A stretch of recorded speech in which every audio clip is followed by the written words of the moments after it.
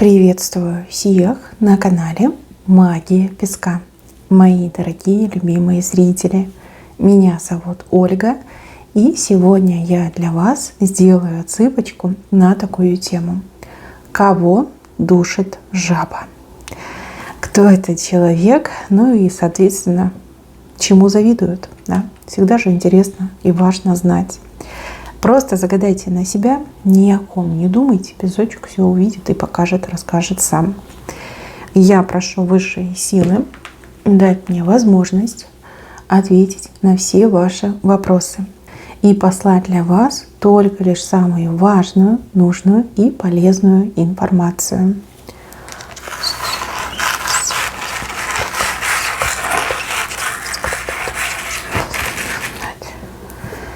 Так, интересно, какая вы крутая. Боже мой, что за женщина? Жрица, львица, жар-птица. Ну, либо это три разных женщины, три разных образа, ну, либо вы в себе соединяете три этих образа. Не, ну вы крутая, вы очень крутая. Вы ни на кого не похожи, вы похожи только лишь сами на себя. Нет, вы похожи на какую-то женщину из вашего рода. Вы на нее и внешне похожи, и по характеру похожи. Но вы покруче, чем она будете. Покруче, да. У вас нет страха. Вы никого и ничего не боитесь. Видно, ну, пришлось в жизни пережить. А может, вы изначально такой родились, да? Я не вижу у вас страха. Знаете, что я вижу? Я вижу, что вас гнев ведет.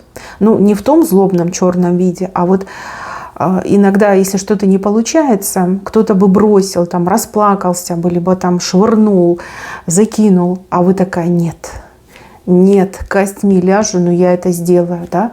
И вам вот этот гнев, несогласие с тем, что у вас не получается, придает силы. И вы прям начинаете долбить, делать, пока не сделаете, пока не научитесь, пока у вас не выйдет, да, прекрасный, отличный результат. То же самое. Вот видите какого-то успешного человека, у вас нет такой мысли, что ой, она успешная, либо он успешный, а я нет. Вы посмотрите и скажете: молодец, надо и мне попробовать, ведь я тоже могу. Если не смогу, то все равно смогу, да, и вы будете пробовать, но вы не пойдете по пути этого человека, вы будете всегда искать свой путь. И вы не станете повторять за другим человеком, вы будете совершенствовать, да, свое лучшее, отличное. Я не хочу быть как тот человек, я хочу быть лучше, чем тот человек, понимаете? Это очень круто. И я вам скажу, такие люди, как вы, и двигают наш мир, да, к развитию, к прогрессу. Сильные люди, мощные люди на своих плечах держат это небо. Вы многим даете сами пример, многие на вас равняются, многие вами восхищаются. И да, очень многие вам, к сожалению, завидуют. Зависть тут прям на всех уровнях прописана. Я понимаю, что меня могут смотреть очень восприимчивые люди, но тем не менее вы просто должны знать, раз вы здесь, на этой отсыпке, вы просто должны знать, что вам завидуют как и на работе, так и в дружеском кругу, так и в семейном кругу, понимаете? Это есть. Вам завидуют как и женщины, так и мужчины. Кто-то меньше, кто-то больше, но тем не менее зависть присутствует. Но еще больше присутствует восхищение, понимаете? Вами откровенно восхищаются.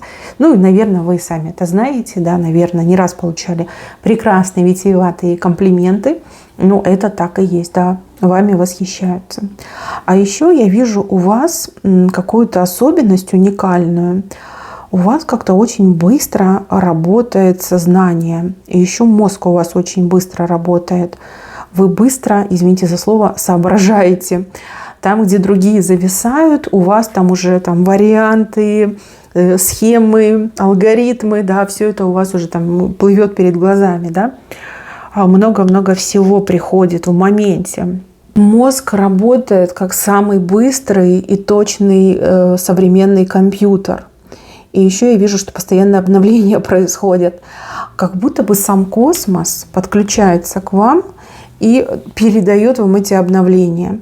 Замечали ли вы, что иногда вот в разговорах, ну, либо там встречаются вам какие-то темы, впервые, например, да, вы обсуждаете эту тему, либо впервые вы с таким столкнулись, а у вас как будто бы знания про это уже есть. И вы не понимаете, откуда, вы не можете вспомнить, где это вы видели, где это вы слышали, где вы с этим сталкивались. Но вот как будто бы оно всегда было у вас, как будто бы вы всегда про это знали. Вот почему-то вот мне идет, что это какие-то космические обновления, да, вот вас прокачивают, постоянно обновляют и прокачивают, ну, как любую систему, как любой компьютер. И еще вижу, что вас невозможно переговорить, либо переспорить. Там, где эти спорщики учились, вы уже преподавали, понимаете, это невозможно. У вас 1000 аргументов. У вас очень классные аргументы, которые просто вот все рушат. Любую критику, любые укоры, любые упреки, любые какие-то поползновения. То есть вы своими аргументами строите, как будто бы бетонные такие блоки выкладываете. Да, там, где спорщики учились, вы преподавали. Угу. Именно так идет. Очень быстро работает мозг, сознание прям в ускоренном режиме тут показано. И какой-то у вас еще невероятно большой словарный запас. То есть вы такие слова иногда можете вытаскивать из своей памяти, что люди аж так, знаете, шарахаются, немножко назад отступают.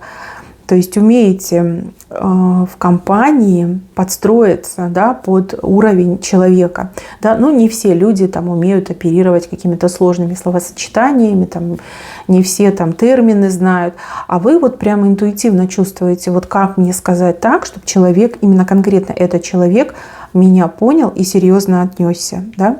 Некоторые люди, ну, действительно общаются очень просто, да, на бытовом там уровне. И вы, когда начинаете также общаться, человек вас воспринимает как за своего, за свою.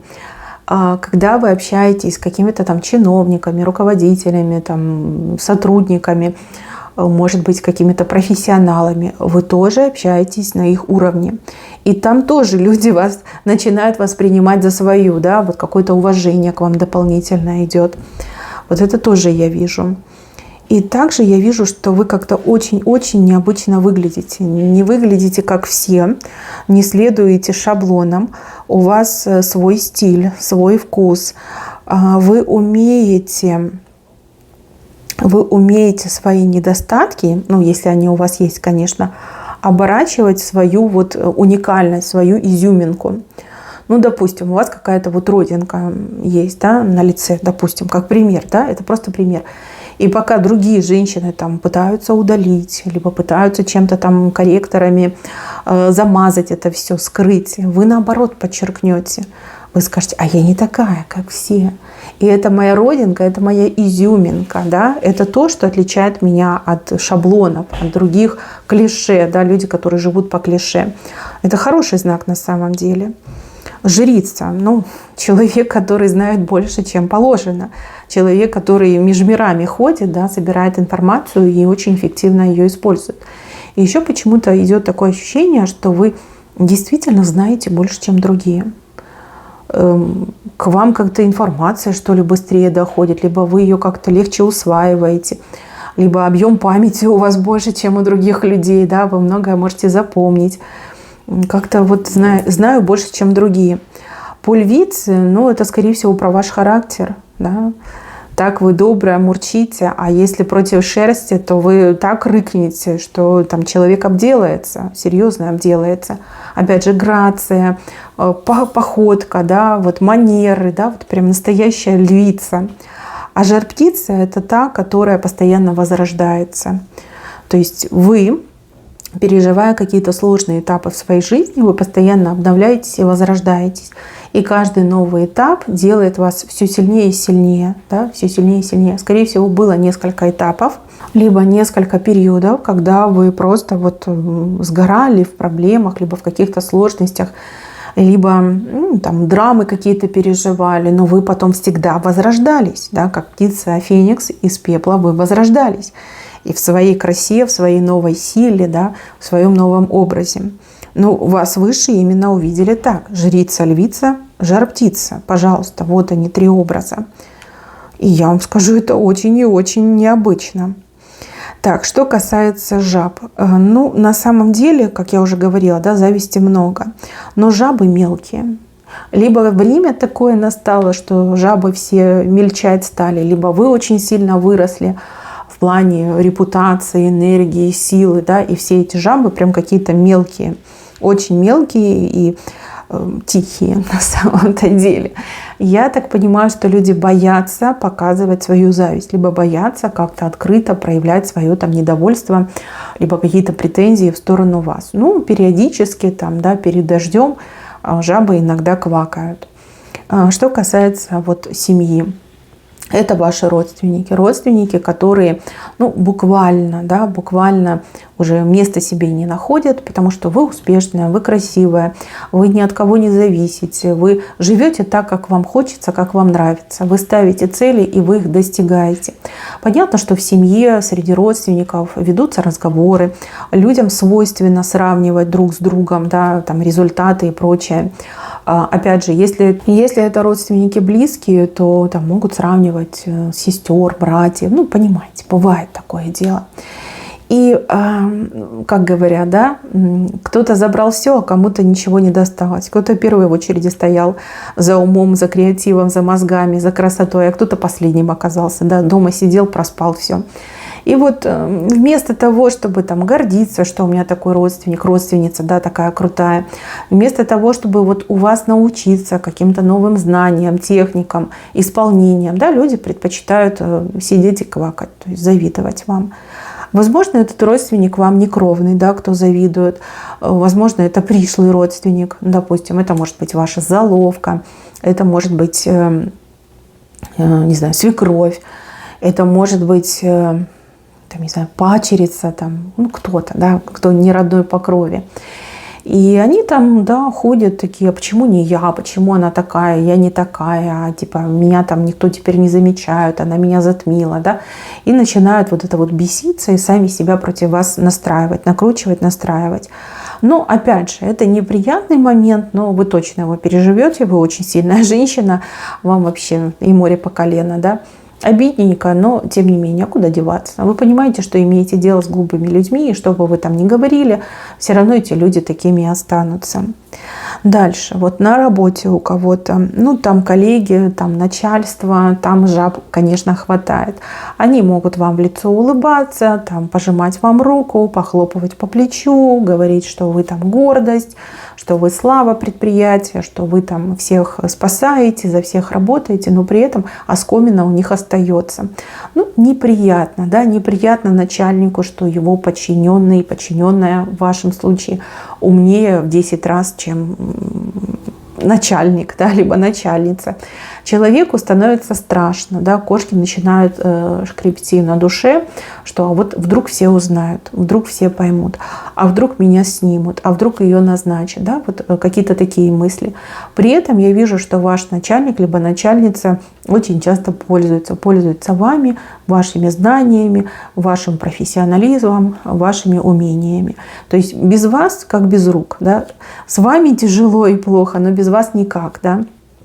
Понятно, что человеку страшно вас уволить, либо человек вообще может бояться, что вы уволитесь, потому что, ну, все рухнет. В моменте все рухнет, потому что вы знаете все про всех, вы все умеете, вы самостоятельно можете управлять целым предприятием, да?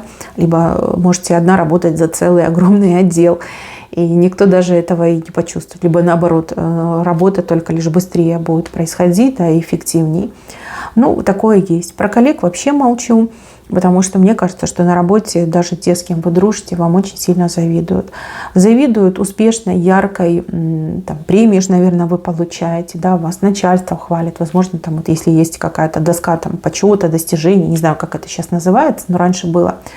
Вот, скорее всего, там ваша фотография есть, там был корпоратив, вас там приглашали, награждали, там, вручили вам что-то. Ну, конечно, завидуют. Это такая вот, ну, можно сказать, бытовая зависть. Они, как вы, не могут. Даже если они будут очень много учиться, очень сильно стараться, они все равно не смогут так, как вы. И они это прекрасно понимают.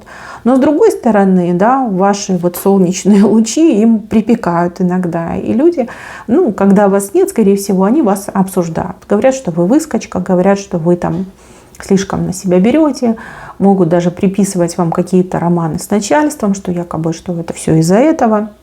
Хотя каждый из них в душе, в сердце понимает, что они не правы, да, что вы просто очень умная, талантливая, и как бы на этом все, точка. Не за красивые глаза, а за знания, за умения, за талант, за способности. Дальше. Вот не хочу этого, конечно, говорить, но скажу. Вот у кого-то есть муж, либо парень. И честно, этот парень либо муж вам очень сильно завидует. Завидует тому, какая вы смелая, какая вы храбрая, как вы умеете решать проблемы, как вы умеете выходить из стресса, как вы умеете себя поставить, да, как вы умеете себя проявить. И казалось бы, он ведь мужчина, да, он должен быть там сильным звеном.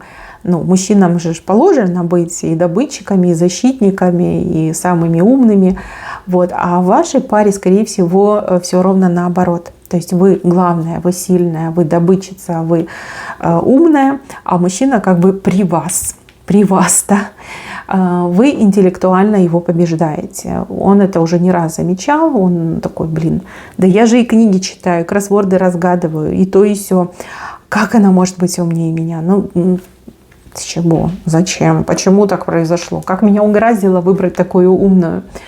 С одной стороны, да, это повод для гордости.